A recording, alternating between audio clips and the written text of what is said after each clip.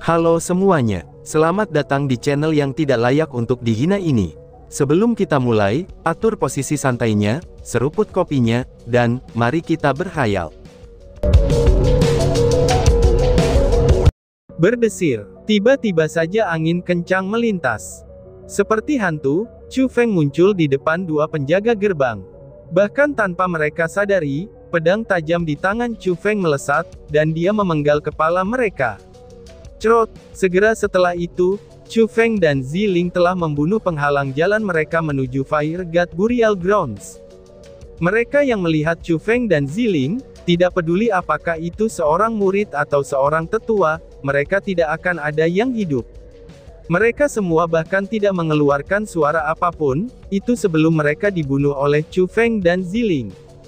Dengan sangat cepat, Chu Feng dan Ziling membunuh 1058 penjaga Fire God Burial Grounds.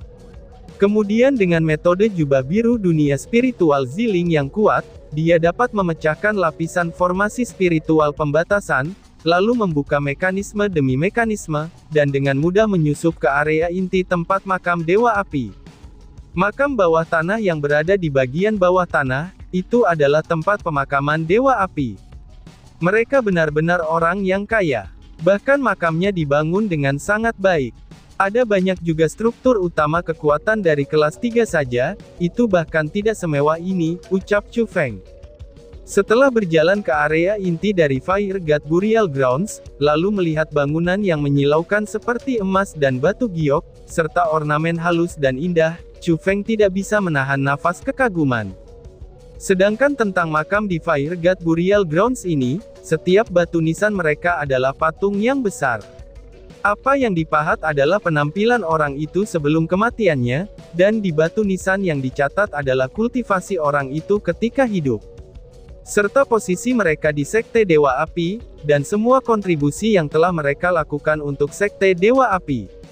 Semakin besar kekuatan mereka, maka semakin mereka mencintai sosok tersebut. Ini masih sangat normal, ucap Ziling menjelaskan. Meskipun gadis kecil itu baru berusia 15 tahun, tetapi pemikirannya sangat matang, dan dia juga memiliki pengalaman yang sangat berlimpah. Di segala aspek, dia tidak kalah dengan Chu Feng. Wah, begitu banyak sesuatu yang lezat, dan semuanya masih sangat segar. Apakah mereka membawa ini setiap hari? Ucap Chu Feng. Karena orang-orang yang meninggal di luar sana, itu tidak memiliki kekuatan yang sangat kuat.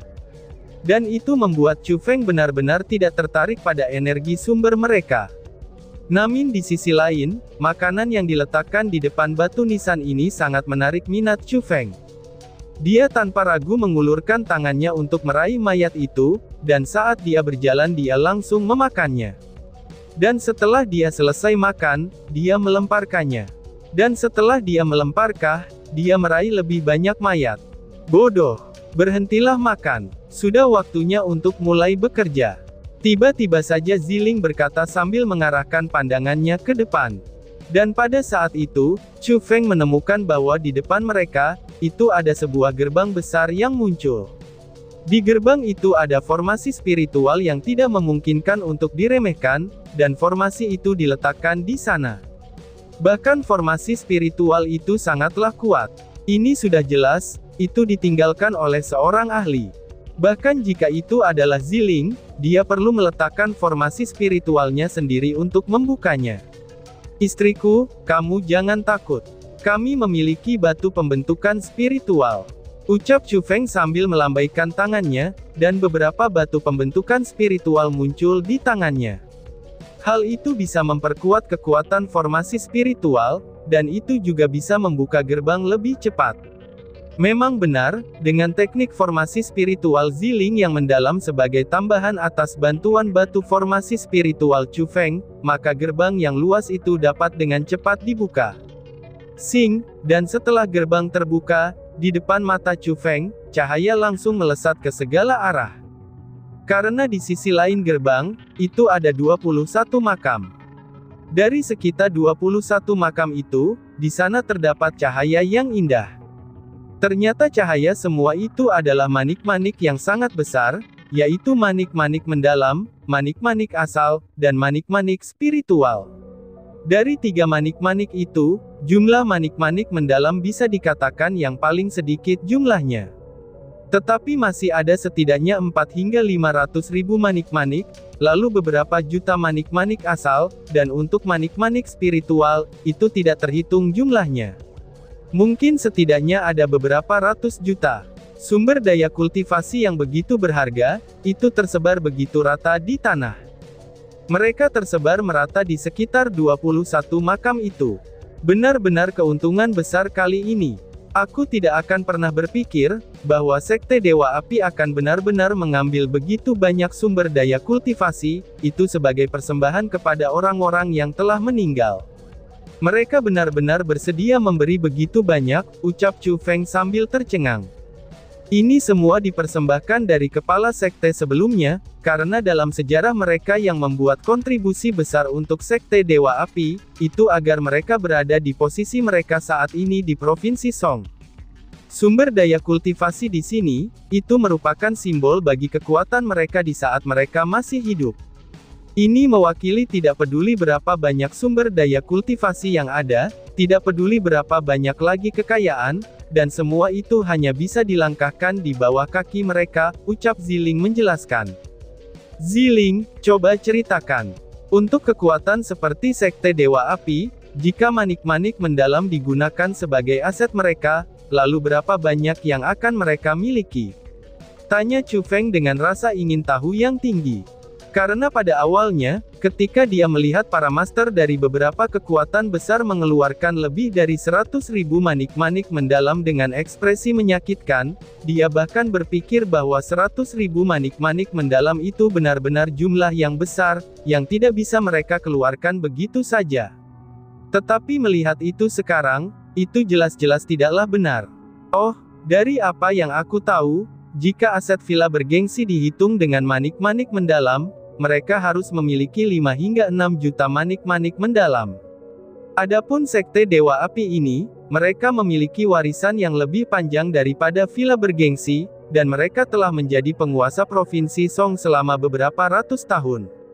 Jadi, aku percaya bahwa kekayaan yang dikumpulkan oleh Sekte Dewa Api, dan itu jika dihitung dalam hal manik-manik mendalam, maka semuanya kurang lebih ada 6 juta manik-manik mendalam, jawab Ziling.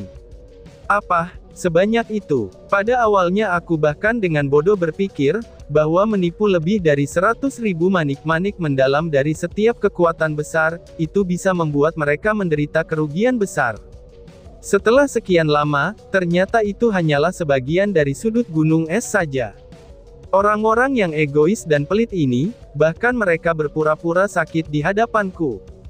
Sial, ucap Chu Feng. Memikirkan kembali ekspresi di wajah beberapa kepala sekte, itu ketika dia meminta 1 juta manik-manik yang mendalam, dia tidak bisa menahan keinginannya untuk mengutuk mereka semua. Ini adalah kekayaan yang tak terhitung banyaknya, yang dikumpulkan oleh kepala sekte selama hampir 1000 tahun. Apakah kamu pikir mereka bisa dengan santai membawa itu semua keluar, dan digunakan sesuai dengan keinginan mereka? Karena bagi mereka, jika mereka mengubah penggunaan lebih dari 100.000 manik-manik mendalam secara acak, maka menurut mereka itu sudah sangat banyak. Karena bagaimanapun, kekuatan seperti ini harus menemukan kemenangan di dalam stabilitas mereka. Meskipun mereka memiliki banyak kekayaan, mereka tidak akan dengan mudah menggunakannya. Dan pada akhirnya, mereka masih perlu menggunakan sumber daya yang sangat besar itu, untuk puluhan juta murid untuk mengembangkan bibit demi bibit penerus yang luar biasa. Hanya dengan begitu, mereka dapat mengalami tahun-tahun yang panjang. Namun di saat mereka menua, mereka masih bisa berdiri tegak dan tidak jatuh, dan menstabilkan posisi kekuatan terkuatnya. Oleh karena itulah, mereka hanya ingin terus mengisi bibit-bibit terbaiknya, sehingga mereka bisa mendapatkan lebih banyak aset sekte di tangan mereka. Bagaimana mungkin mereka bisa rela mengeluarkan segitu banyak harta begitu saja, balas Ziling. Ziling tersenyum manis, lalu dengan cepat setelahnya, ia berkata kepada Chu Feng. Aku tidak ingin satupun dari sumber daya kultivasi ini, kamu ambillah semuanya, tambahnya. Ziling, ini tidak terlalu bagus kan? Tanya Chu Feng. Sebenarnya di dalam hati Chu Feng, ia benar-benar berencana untuk mengantongi semua manik-manik mendalam sendirian. Lagi pula pada saat sebelumnya dia selalu sendirian, dan sudah menjadi kebiasaannya untuk mengambil semua harta ketika dia melihatnya. Tapi hanya setelah mendengar Ziling mengatakannya seperti itu, dan perlahan-lahan pun dia mulai sadar. Karena pada saat ini, ia tidak lagi bergerak seorang diri. Karena saat ini sudah ada juga Ziling di sisinya. Jadi secara alami, dia tidak bisa menikmati semua sumber daya kultivasi itu. Sudahlah, ambil saja semuanya. Melihat bagaimana kamu melihat manik-manik mendalam itu, air liurmu itu sampai tumpah-tumpah. Ziling tersenyum dan berkata, "Tapi kan, apakah kamu tidak membutuhkan sumber daya kultivasi ini?" Tanya Chu Feng lagi. "Aku ya, tetapi persyaratan aku sama sekali tidak sebesar syarat kamu. Dapat dikatakan juga bagi aku, sumber daya kultivasi tidaklah begitu penting. Itu dikarenakan aku adalah pengguna tubuh ilahi. Aku memiliki kekuatan ilahi di tubuh aku, dan itulah bantuan terbesar untuk kultivasi aku. Namun yang aku butuhkan sekarang adalah, itu memahami kekuatan ilahi dalam tubuh aku tanpa henti. Karena mereka adalah eksistensi yang paling penting, yang bisa meningkatkan kultivasi aku. Namun, kamu adalah kebalikanku. Kultivasi kamu membutuhkan sumber daya kultivasi yang sangat besar kan?" Ziling tersenyum dan bertanya. "Wah, bagaimana kamu bisa tahu?" Tanya Chu Feng sambil dengan erat mengerutkan alisnya, dan merasa bahwa Ziling sepertinya telah melihat sesuatu. Karena bagaimanapun juga, guntur ilahi di dalam tubuhnya adalah rahasia terbesarnya. Rasa haus kamu dalam sumber daya kultivasi, itu membuat kamu berjuang habis-habisan. Aku berpikir pada awalnya, sebelum melarikan diri dari villa bergengsi, kamu tidak menipu apapun kecuali manik-manik mendalam, dan itu bahkan jumlah yang sangat besar. Beberapa hari setelah kamu menipu mereka, kultivasi kamu telah meningkat. Itu adalah sesuatu yang tidak masuk akal. Jadi, jika aku tidak salah menebaknya, maka metode kultivasi kamu adalah, kamu harus menghabiskan banyak sumber daya. Aku pun jadi tahu, bahwa kamu bukanlah pengguna tubuh ilahi. Kekuatan khusus yang kamu pegang saat ini, itu sangat mungkin adalah jenis garis keturunan. Mungkin itu adalah garis keturunan yang sangat kuat, kata Ziling. Apa, bloodline? Seru Chu Feng dengan terkejut. Setelah mendengar kata-kata itu Chu Feng menjadi heran, karena dia tidak pernah berpikir bahwa Divine Lightning di tubuhnya adalah sejenis garis keturunan bloodline. Lagi pula benda itu hanya tiba-tiba masuk ke dalam tubuhnya, itu ketika dia berusia 10 tahun. Jadi sebelumnya, Chu Feng selalu merasa bahwa dia adalah tubuh ilahi. Mungkin di dunia ini selain kekuatan ilahi khusus yang dimiliki tubuh ilahi, maka orang-orang yang memiliki garis keturunan, itu akan diturunkan kepada mereka yang juga memahami kekuatan khusus. Misalnya adalah dinasti Jiang. Apa yang mereka pahami, itu adalah garis keturunan khusus yang diwariskan. Jadi, ketika klan mereka meningkatkan kultivasi mereka, mereka membutuhkan sejumlah besar sumber daya kultivasi.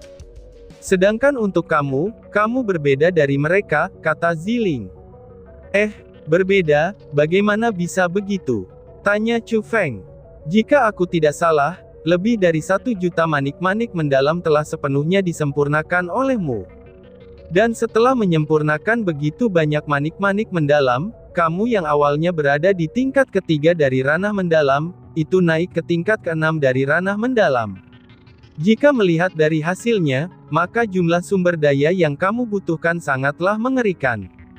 Ini adalah sesuatu yang sangat berbeda jauh, jika dibandingkan dengan orang-orang dari dinasti Jiang. Selain itu kamu juga harus terus menembus level, sehingga itu mendapatkan 2 kesimpulan. Kesimpulan yang pertama, jumlah sumber daya kultivasi yang kamu butuhkan sangatlah besar. Dan kesimpulan yang kedua, penerobosan kamu benar-benar tidak terkendali. Setidaknya di dalam level kamu, itu tidak ada batasannya. Selama kamu memiliki sumber daya kultivasi yang memadai, kamu dapat dengan mudah menerobos. Apakah aku benar? Tanya Ziling setelah menjelaskan. Ini, bagaimana bisa kamu mengetahuinya? Balas Chu Feng sambil mengerutkan keningnya. Dia tidak akan pernah berpikir bahwa gadis kecil itu benar-benar telah melihat melalui dirinya dengan sangat jelas, dan bahkan memahami metode kultivasinya, serta aturannya untuk menerobos. Apakah itu benar? Apakah yang semua aku katakan itu benar? Namun setelah itu, Ziling tiba-tiba merayakan, dan menjawab pertanyaannya itu dengan pertanyaan. Kamu sedang menguji aku, ucap Chu Feng. Chu Feng melihat melalui niat Ziling, dan dia tidak bisa menghindari menjadi sedikit kemarahan. Sebenarnya aku hanya menebak saja. Karena pada awalnya, setelah bertukar pukulan denganmu di White Tiger Villa, aku segera bertanya kepada kakekku ketika aku kembali. Selain tubuh ilahi, orang macam apa yang bisa menangkap kekuatan yang sangat kuat dan istimewa? Kakek aku bilang ada dua tipe kekuatan. Yang pertama adalah orang-orang yang secara bawaan memiliki warisan garis keturunan, dan yang lainnya adalah orang-orang yang membudidayakan teknik terlarang yang misterius. Mereka yang mengolah teknik misterius dan terlarang, itu seperti meniru kultivasi tubuh ilahi. Dengan teknik misterius dan terlarang tersebut, mereka akan mendapatkan kekuatan khusus yang sebanding dengan tubuh ilahi. Sedangkan metode kultivasinya, itu hanya dengan mempelajari teknik misterius saja, dan mereka tidak memerlukan sejumlah besar sumber daya kultivasi. Akan tetapi, metode penanaman itu disertai dengan bahaya yang cukup besar. Karena biasanya, selama periode kultivasi secara khusus, mereka akan menerima siksaan dari teknik misterius tersebut. Dan ini disebut hukuman ilahi. Hukuman ilahi akan muncul secara rutin. Jika mereka tahan, mereka dapat terus berkultivasi. Tetapi jika mereka tidak bisa menahannya, maka mereka akan mati. Namun untungnya, kamu jelas-jelas tidak memiliki hal seperti itu. Jadi, kamu haruslah menjadi orang yang mewarisi garis keturunan. Dan bahkan kamu juga berbeda dari orang-orang di dinasti Jiang. Maka dari itu, tidak mungkin kamu menjadi bagian dari dinasti Jiang. Dan juga, kakek aku telah mengatakan, ucap Ziling. Apalagi yang kakekmu katakan? Chu Feng dengan tidak sabar bertanya dengan cermat. Kakek aku juga mengatakan bahwa, garis keturunan berbeda dari tubuh ilahi. Tubuh ilahi adalah berkah dari surga, dan kekuatan mereka juga berasal dari pemberian surga. Tetapi untuk garis keturunan, kekuatan mereka berasal dari kultivator yang mendapatkannya sendiri. Kekuatan mereka itu berasal dari kerja keras mereka sendiri. Kemudian bloodline atau garis keturunan, sebenarnya itu bisa berkembang. Setelah darah seseorang berevolusi, maka generasi masa depan mereka, contohnya seperti anak dan cucu mereka, dan mereka juga dapat menikmati manfaat yang serupa. Akan tetapi, itu ada berbagai tingkat garis keturunan. Tingkat seperti apa? Chu Feng terus bertanya dengan seksama, karena dia mempelajari beberapa hal yang tidak dia ketahui sebelumnya. Dan juga, hal-hal seperti itu benar-benar cocok dengan dirinya saat ini. Kakekku sendiri tidak tahu tentang tingkatan itu. Dia mengatakan bahwa dia hanya melihat beberapa di buku-buku kuno. Namun apakah itu benar atau salah, dia juga tidak dapat mengkonfirmasinya. Tapi kakekku berkata bahwa, level terendah dari garis keturunan adalah Royal Bloodline. Misalnya adalah dinasti Jiang, dan klan mereka disebut klan Royal Jiang. Apa yang mereka warisi haruslah Royal Bloodline, dan itulah sebabnya mereka disebut klan Royal Jiang. Kakekku juga mengatakan bahwa, sebenarnya ada banyak klan dengan Royal Bloodline di wilayah Laut Timur. Mereka bahkan tidak dapat dianggap sebagai klan bangsawan manapun, mereka hanya bisa dikatakan klan yang sudah ada lebih lama. Jadi, itulah sebabnya dinasti Jiang datang ke tempat seperti benua 9 provinsi, itu hanya untuk menyebut diri mereka sebagai raja, dan juga untuk menyebut diri mereka sebagai penguasa. Karena di wilayah Laut Timur, mereka benar-benar bukanlah apa-apa. Malahan sebaliknya, di tempat ini mereka dapat menyebut diri mereka sebagai penguasa suatu daerah, dan bahkan berkembang dengan aman dan stabil. Adapun klan yang lebih kuat dari dinasti Jiang, itu ada beberapa. Namun pada kenyataannya, mereka juga memiliki Royal Bloodline. Hanya karena darah di tubuh mereka lebih kuat, yang menyebabkan mereka menjadi lebih kuat dari klan kerajaan lainnya. Karena hanya dengan begitulah, mereka dapat menempati bagian tanah di wilayah Laut Timur. Oh iya, ngomong-ngomong, setidaknya di wilayah Laut Timur, kakekku belum melihat klan yang berada di atas klan kerajaan. Itu berarti menunjukkan kalau di wilayah Laut Timur, itu belum pernah muncul garis keturunan yang lebih kuat daripada garis darah kerajaan. Tapi itu bukanlah bagian pentingnya. Lalu bagian terpentingnya adalah, bahwa area khusus dari garis keturunan kamu, itu benar-benar berbeda dari dinasti Jiang. Kakek aku pernah berkata bahwa, semakin tinggi garis keturunannya, maka jumlah sumber daya kultivasi yang dibutuhkan seseorang akan semakin besar. Karena orang dengan garis keturunan yang kuat, itu akan selalu memiliki kesulitan yang lebih tinggi untuk berjalan di jalan kultivasi bela diri. Jadi, sumber daya yang mereka butuhkan untuk memberi makan darah mereka, itu akan menjadi jauh lebih besar. Inilah yang disebut harga yang sesuai. Karena garis keturunan bukanlah tubuh ilahi, maka mereka tidak akan mendapatkan berkah dari surga. Jadi untuk orang yang mewarisi garis keturunan, jika mereka ingin mendapatkan kekuatan, maka mereka harus membayar harga yang lebih tinggi, dan mereka harus bergantung pada diri mereka sendiri untuk mendapatkannya. Dan juga, semakin tinggi level garis keturunan seseorang, maka semakin kecil batasan yang mereka miliki. Itu juga menunjukkan bahwa selama seseorang memiliki sumber daya yang memadai, maka mereka dapat menembus tingkatan tanpa batas. Itulah kelebihan orang dengan garis keturunan tingkat tinggi. Sesangkan tanda yang paling jelas adalah, bahwa mereka dapat menembus level dengan cepat, dan itu memang masuk akal. Karena kekuatan garis keturunan mereka sangat kuat hingga sedemikian rupa, dan itu bisa menghilangkan banyak ikatan karena itu. Misalnya adalah, jika orang normal ingin membuat terobosan untuk satu tingkatan, dan setelah mengumpulkan kekuatan yang cukup, maka mereka harus bisa memahaminya. Mereka harus memahami seluruh dunia yang baru itu, tetapi orang-orang dengan garis keturunan yang sangat tinggi tidak perlu memahami apapun. Itu dikarenakan bakat mereka sangat tinggi seperti itu, dan mereka juga sangat kuat seperti itu. Mereka tidak perlu memahami tingkat tersebut, karena sejak memasuki tingkatan itu sendiri, mereka sudah memahami segala tingkatannya. Tentu saja, bakat seperti itu akan selalu tetap dibatasi. Misalnya di ranah surga, bahkan jika orang memiliki garis keturunan level yang lebih tinggi, dan setelah mencapai ranah itu, mereka masih akan diminta untuk memahaminya. Bahkan kesulitan pemahamannya akan menjadi lebih sulit, dan itu hanya terjadi ketika ranah orang itu naik, kata Ziling sambil menjelaskan. Dan tiba-tiba saja bersambung. Sekian dan terima kasih banyak. Bye-bye.